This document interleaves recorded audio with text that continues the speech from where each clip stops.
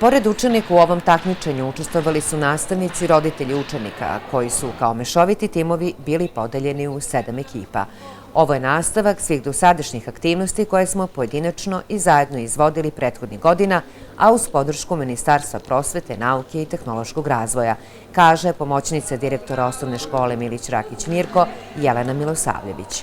Cilj projekta Partnerstvo za pravedno kvalitetno obrazovanje jeste pravedna upisna politika svih osnovnih škola u gradu.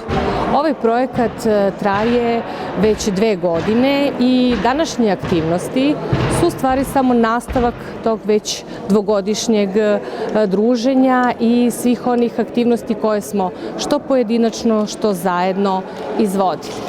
Pored ovih sportskih i kviza znanja koje danas imamo kao aktivnost i druženje, tu su i stručno usavršavanje nastavnika, radionice za roditelje i sve ono što je za dobrobit svakog od nas, odnosno škole, a to su i materijalno-tehničke opremljenosti škole. Takmičarski duh jeste bitan, ali kako bismo istakli važnost jednakosti, naročito među decom, za nas su svi bili pobednici, pa je tako, kao nagrada, svakoj školi podeljen po komplet knjiga, a učesnicima diplome i zahvalnice, dodaju u osnovnoj školi Milić Rakić Mirko.